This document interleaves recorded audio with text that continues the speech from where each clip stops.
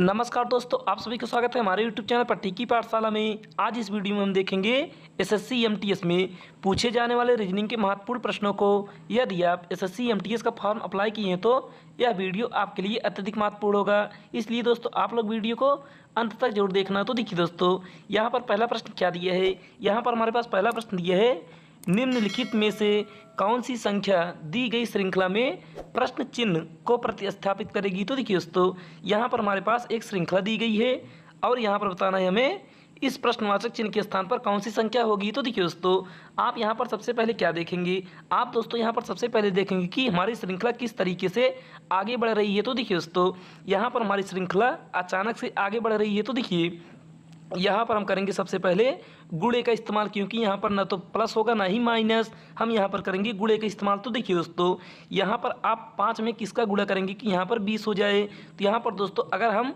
5 में 4 से गुणा करेंगे तो यहाँ पर होगा 20। उसके बाद 20 में अगर हम 3 से गुणा करेंगे तो यहाँ पर होगा 60। और उसके बाद 60 में अगर हम 4 से गुणा करेंगे तो यहाँ पर होगा 240। अब उसके बाद 240 में अगर हम फिर 3 से गुणा करेंगे तो यहाँ पर होगा 720। उसके बाद 720 में दोस्तों अब हम किससे गुणा करेंगे। तो देखिए दोस्तों, यहाँ पर हमारी सीरीज में सबसे पहले 4 से गुणा, उसके बाद 3 से, उसके बाद 4 से, उसके बाद 3 से, अब इस बार होगा फिर 4 से गुणा। तो यहाँ पर हम 720 में 4 से गुणा करेंगे, कितना आएगा, यहाँ पर आएगा हमारे पास 2880, जो कि किस ऑप्शन दिए दोस्तों, 2880 हमारे ऑप्शन नंबर बी में दिया है। तो यही होगा हमारा राइट आंसर, यानी कि ऑप्शन बी होगा करेक्ट उत्तर। तो चलिए दोस्तों अब हम देखते हैं अगले प्रश्न को। तो देखिए दोस्तों, अगला प्रश्न यहाँ पर हमारे पास दिया है, उस विकल्प का चयन करें जो तीसरे पद से उसी प्रकार संबंधित है जिस प्रकार दूसरा पद पहले पद से और छठा पद पांचवें पद से संबंधित है। तो देखिए दोस्तों, यहाँ पर हमारे पास दिया है एनालॉजी का प्रश्न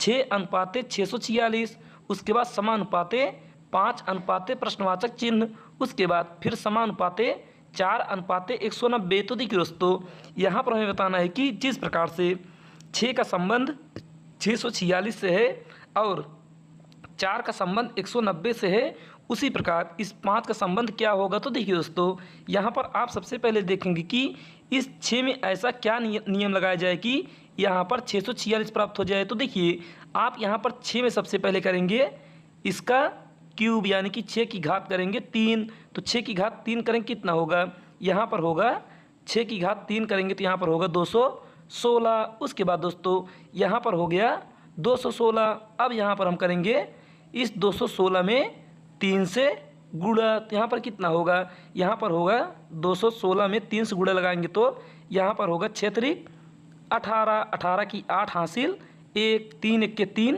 3 1 4, और उसके बाद 3 दूनी 6। तो यहाँ पर हो गया दोस्तों हमारे पास 648, और यहाँ पर हमें लाना है 646। तो यहाँ पर हम 648 में अगर 2 माइनस करेंगे तो यहाँ पर होगा 646। तो यहाँ पर दोस्तों हमारे पास यह नियम लागू हो गया, यानी कि यही नियम अब हम यहाँ पर आगे वाले में लगाएंगे। तो यहाँ पर दोस्तों हम सबसे पहले करेंगे 4 का क्यूब। तो 4 का क्यूब कितना होगा, यहाँ पर 4 का क्यूब करेंगे, कितना आएगा दोस्तों, यहाँ पर होगा 4 चौ 16, 16 चौ 64। तो यहाँ पर होगा 64। अब इस 64 में अगर हम 3 से गुणा लगाएंगे, कितना आएगा, यहाँ पर 4 तिहाई 12, यानी कि यहाँ पर हो गया दोस्तों हमारे पास 12 की 2 हासिल 1। उसके बाद 6 त्रिक 18, 18 1 19, यानी कि यहाँ पर हो गया 192। अब 192 अगर हम 2 माइनस करेंगे तो यहाँ पर होगा 190। तो देखिए दोस्तों, यहाँ पर भी वही नियम लागू हो गया। अब यही नियम हम इस 5 में लगाएंगे दोस्तों। तो देखिए अगर यही नियम 5 में लगाएंगे तो यहाँ पर हमारे पास क्या प्राप्त होगा। तो देखिए आप यहाँ पर सबसे पहले 5 का करेंगे क्यूब, यानी कि 5 की घात करेंगे 3। तो यहाँ पर हम 5 की घात 3 करेंगे तो यहाँ पर कितना होगा, यहाँ पर होगा हमारे पास 125। अब उसके बाद 125 में हम करेंगे 3 से गुणा। तो यहाँ पर कितना होगा, 5 तिहाई 15। तो यहाँ पर हो गया 5 तिहाई 15, 15 की 5 हासिल 1। उसके बाद 3 दूनी 6, 6 1 7, और उसके बाद 3 1 के 3। तो यहाँ पर हो गया 375। अब इस 375 में हम करेंगे 2 माइनस। तो यहाँ पर कितना होगा, 5 में 2 घटाएंगे तो यहाँ पर होगा 3, और यहाँ पर 7 और यहाँ पर 3, यानी कि दोस्तों यह हो गया 373। 373 होगा इस प्रश्नवाचक चिन्ह के स्थान पर वह संख्या जो कि ऑप्शन नंबर दोस्तों हमारे ए में दिया है, तो यही ए होगा हमारा राइट आंसर। तो चलिए दोस्तों अब हम देखते हैं अगले प्रश्न को। तो देखिए दोस्तों यहाँ पर तीसरा प्रश्न हमारे पास दिया है, एक ही पासे की 3 अलग अलग स्थितियाँ दिखाई गई है, उस अक्षर का चयन कीजिए जो यफ अक्षर वाले फलक के विपरीत फलक पर होगा। तो देखिए दोस्तों यहाँ पर हमें बताना है कि इस यफ के विपरीत कौन सा फलक होगा। तो देखिए आप यहाँ पर देखेंगे तो यहाँ पर हमारे पास 3 पासा दिया गया है और यहाँ पर हम सबसे पहले 2 पासे को उठाएंगे। तो देखिए यहाँ पर अगर हम पहले पासे को और दूसरे पासे को उठाएंगे तो यहाँ पर देखेंगे कि कौन कौन सी संख्या यानी कि कौन कौन सा लेटर कॉमन है। तो देखिए दोस्तों यहाँ पर बी है और यहाँ पर बी है और यहाँ पर एफ है और यहाँ पर एफ है, यानी कि यहाँ से हो गया ए का विपरीत सी, क्योंकि जो बचेगा वही एक दूसरे के विपरीत होगा। तो यहाँ पर ए का विपरीत होगा सी। अब उसके बाद यहाँ से दोस्तों ए भी ऑप्शन कट गया और बी भी ऑप्शन कट गया, क्योंकि हमें बताना है एफ के विपरीत, और एफ के विपरीत ना तो ए होगा ना ही सी होगा। अब देखिए दोस्तों अब यहाँ पर हम अगले यानी कि अगले पासे को उठाएंगे। तो यहाँ पर हम पहले पासे को लेते हैं और तीसरे पासे को, यानी कि पहले और तीसरे पासे को पकड़ेंगे। तो देखिए दोस्तों यहाँ पर पहले और तीसरे को पकड़ेंगे तो यहाँ पर बी दोनों में कॉमन है और बी कॉमन है, तो बी को पकड़ेंगे और घड़ी की दिशा में इस तरीके से घुमाएंगे। तो यहाँ पर आएगा बी ए और एफ। अब उसके बाद दोस्तों यहाँ पर फिर इसे पकड़ेंगे और घड़ी की दिशा में घुमाएंगे, यानी कि तीसरे पासे को। तो यहाँ पर आएगा बी सी और ई। अब देखिए दोस्तों यहाँ पर हमारे पास क्या पता चला, यहाँ पर बी के विपरीत बी हो गया, तो यानी कि बी के विपरीत बी तो होगा नहीं, तो यहाँ पर बी के विपरीत कोई और लेटर होगा। लेकिन दोस्तों यहाँ पर ए के विपरीत सी होगा और एफ के विपरीत ई होगा, और हमसे प्रश्न पूछा है कि एफ के विपरीत क्या होगा। तो यहाँ पर एफ के विपरीत ई होगा, जो कि ऑप्शन नंबर सी में दिया है, तो यही होगा इसका राइट आंसर। यानी कि दोस्तों यहाँ पर बी के विपरीत होगा डी। अगर इस प्रश्न में आपसे बी के विपरीत पूछता तो आप बताते कि बी के विपरीत फलक होगा डी, लेकिन दोस्तों यहाँ पर एफ के विपरीत बताना है तो एफ के विपरीत होगा ई। तो चलिए दोस्तों अब हम देखते हैं प्रश्न संख्या 4 को। तो देखिए दोस्तों चौथा प्रश्न यहाँ पर दिया है, एक निश्चित कूट भाषा में YATCH को 67 यानी कि 67 और DINE को 40 के रूप में कूटबद्ध किया जाता है, उसी कूट भाषा में MANGO यानी कि मैंगो को कैसे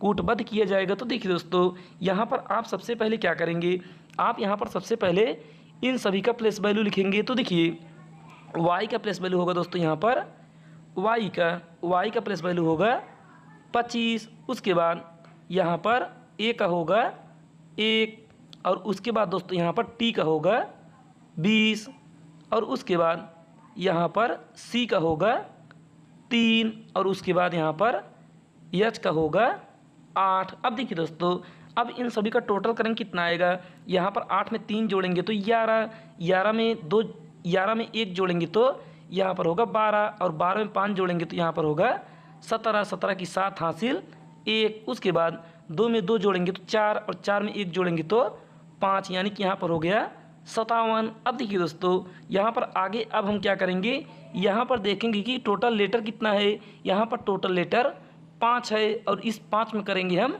2 का गुणा और उसे करेंगे यहाँ पर प्लस में। तो यहाँ पर दोस्तों करेंगे 5 गुणे 2, तो यहाँ पर कितना होगा 57 और यहाँ पर 5 का गुणा 2 में करेंगे तो यहाँ पर होगा 10। अब 57 में 10 जोड़ेंगे तो यहाँ पर कितना होगा, यहाँ पर होगा 67, जो कि यहाँ पर आगे कूट के रूप में दिया है दोस्तों। इसी प्रकार से अब हम यहाँ पर आगे वही नियम लगाएंगे। तो देखिए आगे वही नियम लगाएंगे तो यहाँ पर क्या होगा, यहाँ पर दोस्तों हम सबसे पहले डी का प्लेस वैल्यू लिखेंगे तो डी का होगा 4। उसके बाद आई का लिखेंगे तो यहाँ पर होगा 9 और उसके बाद एन का लिखेंगे तो यहाँ पर होगा 14 और उसके बाद ई का लिखेंगे तो यहाँ पर होगा 5। अब देखिए दोस्तों इसे जोड़ेंगे कितना आएगा, यहाँ पर हम 5 में 4 जोड़ेंगे तो होगा 4 5 9 और 9 में 9 जोड़ेंगे तो 18 और 18 में 4 जोड़ेंगे तो यहाँ पर होगा 22, 22 का 2 हासिल 2। अब 1 में 2 जोड़ेंगे तो यहाँ पर होगा 3। उसके बाद दोस्तों देखिए अब यहाँ पर हम देखेंगे कि यहाँ पर टोटल लेटर कितना है। यहाँ पर टोटल लेटर है 4, तो यहाँ पर लिखेंगे हम 4 और उसके बाद करेंगे 2 से गुणा, तो यहाँ पर कितना आएगा। यहाँ पर दोस्तों 32 और प्लस 4 दूनी 8, तो यहाँ पर हो गया 32 और 8 हमारा 40, जो कि यहाँ पर आगे दिया हुआ है। अब इसी प्रकार से दोस्तों हम अब यहाँ पर हम मैंगो में वही नियम लगाएंगे, क्योंकि यही नियम हमारे इस प्रश्न में लगेगा। तो देखिए दोस्तों यहाँ पर आप सबसे पहले यम का प्लस वैल्यू लिखेंगे, तो यहाँ पर होगा 13 और उसके बाद प्लस ए का लिखेंगे तो 1, उसके बाद प्लस एन का लिखेंगे तो 14, उसके बाद फिर प्लस और जी का लिखेंगे तो 7 और फिर यहाँ पर प्लस ओ का लिखेंगे तो यहाँ पर होगा 15। अब देखिए दोस्तों यहाँ पर हम जोड़ेंगे तो 5 में 7 जोड़ेंगे तो कितना होगा 12 और 12 में 4 जोड़ेंगे तो यहाँ पर होगा 16, 16 में 1 जोड़ेंगे तो 17 और 17 में 3 जोड़ेंगे तो यहाँ पर होगा 20, 20 की 0 हासिल 2। उसके बाद 1 में 1 जोड़ेंगे तो 2, 2 में 1 जोड़ेंगे तो 3 और 3 में 2 जोड़ेंगे कितना होगा।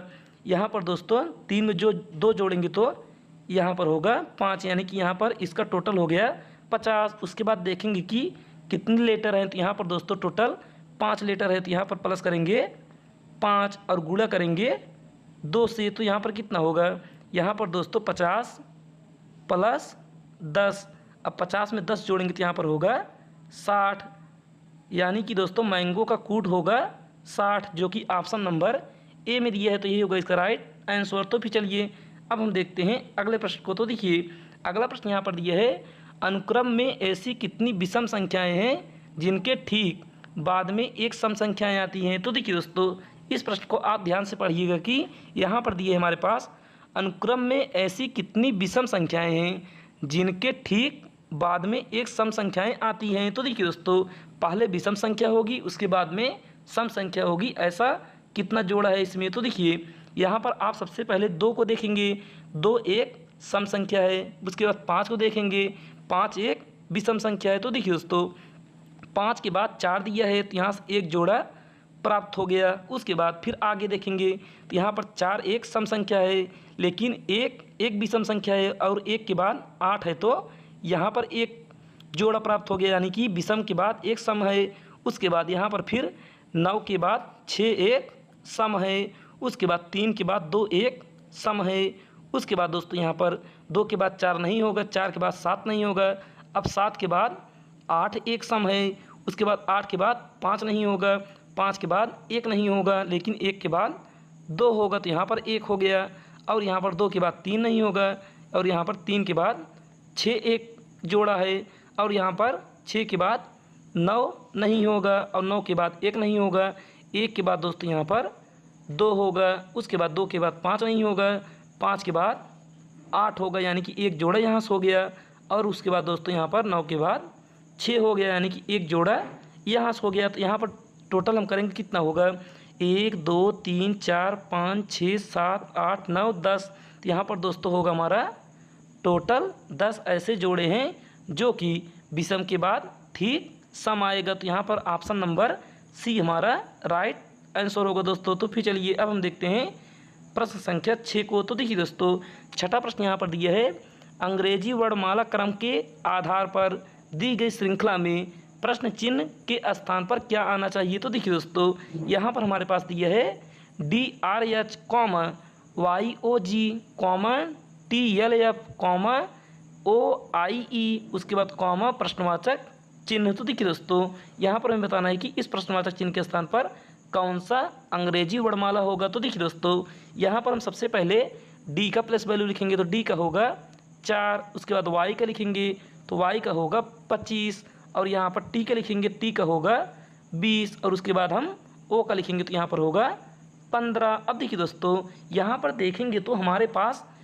4 में, यानी कि 4 में अगर हम 5 माइनस करेंगे तो यहाँ पर होगा 25, यानी कि 4 के 5 पीछे चलेंगे तो यहाँ पर आएगा 25, और 25 में 5 माइनस करेंगे तो यहाँ पर होगा 20। और दोस्तों देखिए 20 में अगर हम 5 माइनस करेंगे तो यहाँ पर होगा 15। अब 15 में अगर हम 5 माइनस करेंगे तो यहाँ पर होगा 10, यानी कि यहाँ पर वर्णमाला क्रम में पहला होगा हमारे पास जे। अब देखेंगे दोस्तों कि किस ऑप्शन में पहला लेटर जे दिया है, तो यहाँ पर ऑप्शन सिर्फ एक है, यानी कि ऑप्शन बी में ही पहला लेटर जे है, तो यही होगा हमारा राइट आंसर। यानी कि दोस्तों इसके आगे चेक करने की कोई आवश्यकता नहीं है, क्योंकि हमें परीक्षा में प्रश्न यानी कि परीक्षा में हमें प्रश्न में देखना है कि कम समय में कैसे जल्दी होगा। तो चलिए दोस्तों अब हम देखते हैं प्रश्न संख्या 7 को। तो देखिए दोस्तों 7वां प्रश्न यहाँ पर दिया है, यदि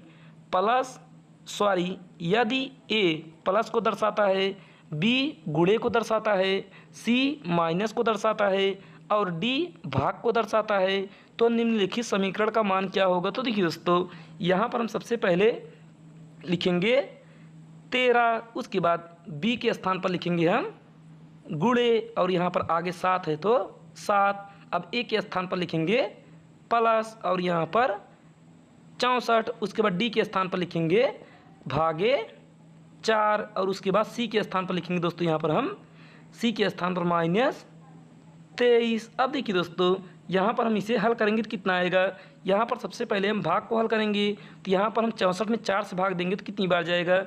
यह हमारे पास दोस्तों कितनी बार जाएगा, 16 बार, क्योंकि 16 चौक 64। उसके बाद यहाँ पर प्लस, अब यहाँ पर हम गुणे को हल करेंगे तो यहाँ पर कितना होगा, 13 का पहाड़ 7 बार पढ़ेंगे तो कितना होगा, 7 त्रिक 21, 21 की 1 हासिल, 2 7 1 के 7 7 2 9, यानी कि 13 7 91। उसके बाद -23। अब देखिए दोस्तों यहाँ पर हम क्या करेंगे, 91 में 16 जोड़ेंगे कितना होगा, 6 में 1 जोड़ेंगे तो 7 होगा और 9 में 1 जोड़ेंगे तो 10, यानी कि 107। अब 107 में अगर हम 23 माइनस करेंगे तो कितना आएगा, यहाँ पर 7 में 3 माइनस करेंगे तो यहाँ पर होगा 4 और उसके बाद यहाँ पर हम 10 में 2 माइनस करेंगे तो यहाँ पर होगा 8, यानी कि 84 होगा हमारा राइट आंसर, जो कि ऑप्शन नंबर ए में दिया दोस्तों, तो यही होगा करेक्ट उत्तर। तो चलिए दोस्तों अब हम देखते हैं प्रश्न संख्या 8 को। तो देखिए दोस्तों 8वां प्रश्न यहाँ पर दिया है, यदि वी यू का भाई है, तो यहाँ पर हम बनाएंगे वी जो है यू का भाई है, तो अगर वी यू का भाई है तो यह होगा वृत्त में, क्योंकि पुरुष रहेगा तो उसे दर्शाएंगे हम वृत्त, सॉरी दोस्तों अगर पुरुष रहेगा तो उसे दर्शाएंगे चतुर्भुज से और महिला रहेगी तो उसे दर्शाएंगे हम वृत्त से। उसके बाद फिर आगे दिया है यू डब्लू की बहन है, यू जो है डब्लू की बहन है, तो यहाँ पर यू को दर्शाएंगे हम वृत्त से क्योंकि यह महिला है। उसके बाद आगे दिए यहाँ पर यक्स यू का पति है, तो देखिए यक्स जो है यू का पति है, तो देखिए आप यहाँ पर डब्लू को और कहीं पर भी बना सकते हैं, इसलिए दोस्तों हम इस डब्लू को यहाँ से हटाकर इसे दोस्तों हम इस साइड बना सकते हैं, तो यहाँ पर हो गया डब्लू। अब यहाँ पर यू का पति यक्स है तो यह होगा पुरुष, क्योंकि यक्स होगा पुरुष तभी यू महिला है तो यक्स होगा पुरुष। अब देखिए आगे क्या दिया है, आगे यहाँ पर दिया है तो यू बी का क्या है, यानी कि यू बी का क्या लगेगा। तो देखिए दोस्तों यहाँ पर यू है और यहाँ पर बी है, तो यहाँ पर यू जो है वी की लगेगी बहन, जो कि ऑप्शन नंबर सी में दिया है, तो ये होगा इसका राइट आंसर। तो चलिए दोस्तों अब हम देखते हैं प्रश्न संख्या 9 को। तो देखिए दोस्तों यहाँ पर 9वां प्रश्न दिया है हमारे पास, 5:10 पर घड़ी की घंटे और मिनट की सुइयों के बीच का अंताकोण क्या होगा। तो देखिए दोस्तों यहाँ पर इस तरह के प्रश्नों को करने के लिए आपको एक सिंपल फार्मूला याद होना चाहिए, तो वह फार्मूला है यहाँ पर 30h ± 11/2 और गुणे में मिनट को लिखेंगे हम एम से। तो देखिए दोस्तों यहाँ पर अगर हमारे प्रश्न में अंताकोण पूछा है तो यहाँ पर हम करेंगे माइनस, तो यहाँ पर लिखेंगे 30, उसके बाद एच के स्थान पर लिखेंगे हम 5, क्योंकि 5 घंटा है और 10 मिनट है, तो यहाँ पर दोस्तों करेंगे माइनस और 11/2 और गुणा करेंगे मिनट के स्थान पर रखेंगे हम 10 को। तो देखिए 2 से काटेंगे 10 को तो यह जाएगा 5 बार, तो यहाँ पर होगा 30 का गुणा 5 करेंगे तो यहाँ पर होगा 5 × 15 यानी कि 150। उसके बाद 11 का गुणा 5 करेंगे तो यहाँ पर होगा 55। अब देखिए दोस्तों 150 में अगर 55 माइनस करेंगे तो यहाँ पर होगा 95, यानी कि 95 डिग्री होगा हमारा राइट आंसर, जो कि ऑप्शन नंबर डी में दिए दोस्तों, तो यही होगा इसका करेक्ट उत्तर। तो चलिए दोस्तों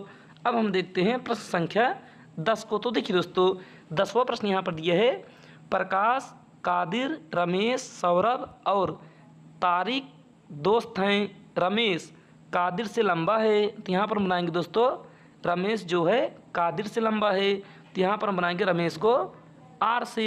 और कादिर से लंबा है तो कादिर होगा रमेश के नीचे, और कादिर को हम दर्शाएंगे के से। उसके बाद फिर आगे दिए यहाँ पर, लेकिन सौरभ से छोटा है, तो रमेश जो है सौरभ से छोटा है, तो सौरभ लिखेंगे हम यस से। उसके बाद प्रकाश सबसे छोटा है, तो यहाँ पर दोस्तों प्रकाश होगा सबसे नीचे, क्योंकि यह सबसे छोटा है। उसके बाद फिर आगे दिए यहाँ पर, तारिक सौरभ से लंबा है, जो तारिक है दोस्तों वह सौरभ से लंबा है, तारिक होगा सबसे ऊपर, इसे दर्शाएंगे हम टी से। उसके बाद आगे हमसे पूछा है कि इनमें सबसे लंबा कौन है, तो देखिए दोस्तों यहाँ पर इनमें सबसे लंबा होगा हमारा तारिक, जो कि तारिक किस ऑप्शन दिए दोस्तों, तारिक हमारे ऑप्शन नंबर सी में दिया है, तो यही होगा हमारा राइट आंसर। तो चलिए दोस्तों वीडियो अच्छी लगी तो वीडियो को ज़रूर एक लाइक करिएगा और अपने दोस्तों के पास इस वीडियो को ज़रूर शेयर करिएगा। और अभी तक आप लोगों ने हमारे चैनल को सब्सक्राइब नहीं किए तो ज़रूर चैनल को भी सब्सक्राइब कर लीजिए। आज के लिए बस इतना ही। आपका दिन मंगलमय हो।